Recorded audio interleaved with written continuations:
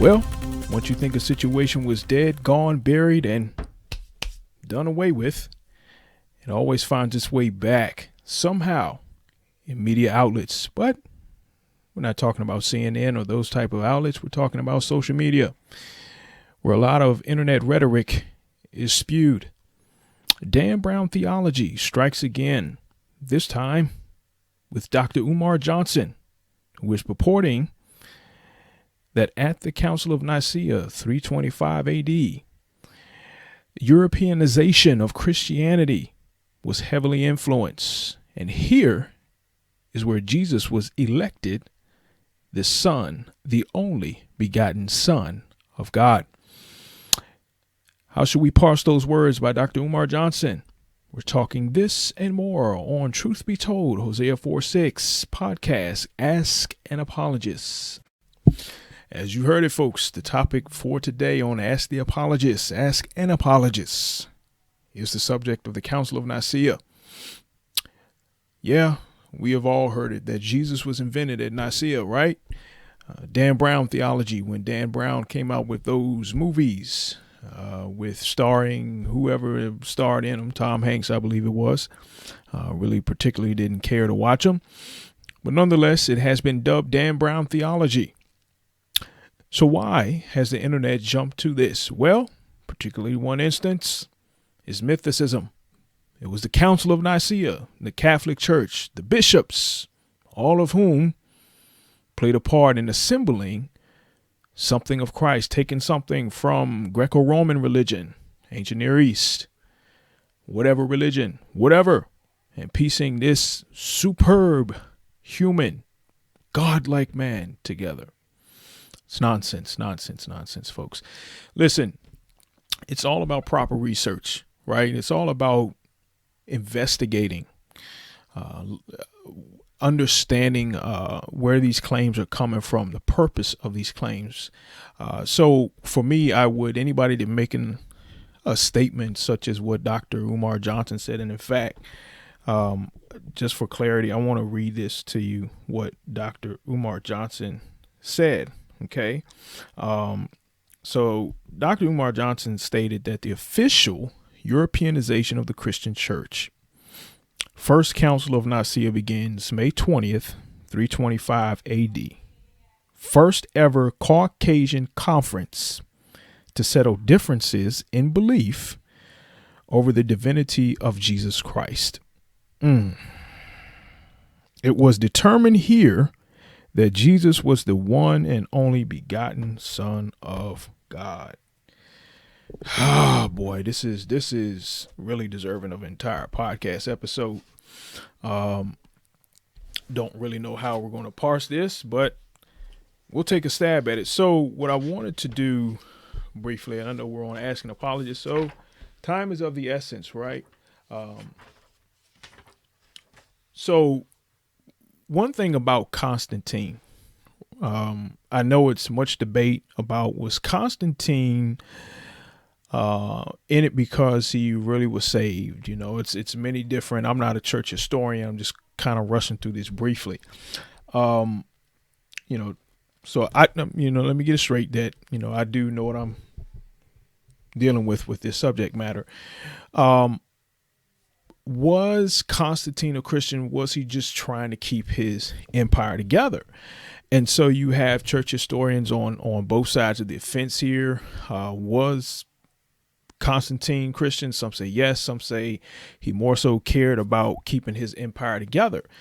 During this particular time period, now with us, we relegate theology and biblical studies, anything dealing with religious studies. We kind of relegate that to the church, to whatever religious sector, or to the ivory tower, so to speak, to our theologians in the ivory tower. We more so regulate that and relegate that to them to handle that, but not so during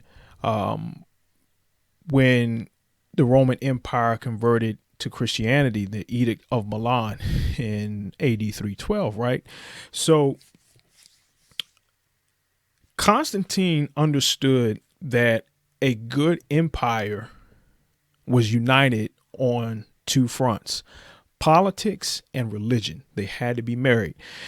And so during this particular time period, it was much debate, right? It was debate about the person, and perhaps we can attach the work of Christ to that, right? So it wasn't just inside of the church. There was one bishop who described Constantinople as preoccupied with these type of discussions. So you would go to the marketplace, and one would discuss was Christ begotten or unbegotten. If you asked about the quality of bread, you would receive an answer. God is greater, the Son is less. Remember that. Remember, somebody started that, and somebody else picked that up, adopted that. I believe Origins started that in AD 250. A bishop from Alexandria, Egypt, asserted that the Son was subordinate to the Father. Later, Arius, a Presbyterian Alexander, took Origen's view and expounded upon that, and basically said, if there is a different essence from the two, if the Son has a different essence, then it is logical to suppose that he is a created being. Okay. And so that would go with that particular stance in the marketplace, was that Christ was a created being. Okay. Now, if you wanted some bread, right, if you're in the marketplace, 312 AD, during this time period, Christians can freely move about. And you wanted some bread, you'll receive the answer. There was nothing before God, the Son, was created. Let me say that again. If you suggested, you wanted some bread, or if whatever, you wanted to buy something, you receive that answer of Christ being created. The second one would be, there was nothing before God that was created. And so Constantine was like, wait a minute, this is going to tear the empire asunder. It is going to divide the empire. So I need to call a council to get these views in check. Now, the other view, right? Well, let me say this. There was an agnostic view. There was a Gnostic view of this. And so the Gnostic view expounded upon that the matter was evil, and therefore it wasn't possible for God to be a man, because in the view of a Gnostic, men are inherently evil. And so it is impossible for God to become a man. So lastly, the other view that we have to equate, in which majority of Christianity holds today, there's different contentions with this, would be Athanasius' view. And so Athanasius, who was a great theologian and apologist of that time, a really expositor of orthodoxy, really challenged the Gnostics. He challenged Arius and Origen before him, who started that view that Arius picked up, right? So he affirmed the following positions. I'm going to read these to you. He affirmed the following positions. One, that Christ and the Holy Spirit are both fully God. Both are in some sense distinct, one from another. Okay, so they're distinct one from another and from the Father. And the third point, God is one. So he was really championing the Trinity. And so that is basically, to sum up, what the Council of Nicaea was about. Christ was not invented. You can't invent something that people are arguing 10 years beforehand. Really? These are folks all over the streets that are arguing this, and you're saying, who are they arguing about? Why would they invent something or somebody that they're arguing about, 8 years, 10 years, 12 years before this council happened? It doesn't add up logically. So that is a brief something about the Council of Nicaea. I'm trying to get a hold of one more council for you guys, but there's another council that predates Nicaea. A lot of people don't know about this. A lot of I'm not going to say a lot of them. There's some that haven't really heard of this. Let me say that. But there was a council, okay, called the Council of Arles. And I am going to get that up because I am not trying to screw anybody up here with misinformation. I'm all about give me the good information. So, okay. The Council of Arles set a precedent for how the state would deal with ecclesiastical problems. So let's back up. And I'm going to explain a mistake that Umar made about Europeans.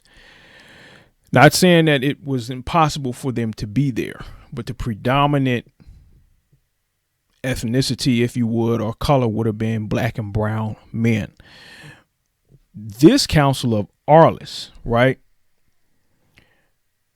included bishops from England, Ireland, that, present day, the Gaelic tongue. Okay. So this council included them. This is where council really, what was decided at Council of Nicaea between Council of Arles and the Council of Nicaea, what was decided there would split these bishops off to form a whole nother church because they had beef with the Catholic Church years later. And hence you get the Church of England, right? That's a whole nother topic for another day. But watch this. The council, and I'm reading from church history by Everett Ferguson. He says Arles had the distinction of being the first church council called by an emperor. Right. Arles in Gaul in 314 AD. 314 AD. Nicaea was 325 AD. Arles was over the Donatist schism. It was a problem with Numidian bishops, which would be present day Algeria, where this problem was going on. Right. And so, their issue was about taking over a seat that has been vacant. Left by a bishop they was trying to vote in, and so it was a whole mess up and mix up. And so, it was necessary that Constantine got involved because, like I said, again, it would have tore his empire up. Any type of religious conflict would have tore his empire asunder. And he was like, I'm not going to have that. So the Council of Arles was called to handle the Donatists problem. Okay. And that took place in 314 AD. But he says, Everett Ferguson says, Arles had the distinction of being the first church council called by an emperor and of representing the largest geographical area of any council of its time. Among the 22 canons adopted at the council were decisions about determining the date of Easter. Okay. Since the British bishops were not present at Nicaea in 325 AD. They were not present at 325 AD. So we have bishops coming all the way from England to the area of Gaul, from North Africa, the Middle East, all of that coming together prior to the Council of Nicaea. There's no way that Jesus was invented at Nicaea. What was settled was church doctrine, some issues, and went back. And there were some other issues that took place, like redetermining the date of Easter, the date of Christ's birth, which the day they determined from Easter to the day of the birth. It's a whole nother conundrum involved with that we'll unpack at a later time. So in short, no, there's no way in the world that Christ was invented at Nicaea. It's preposterous. Secondly, let me give you guys some resources and we're going to roll out of here.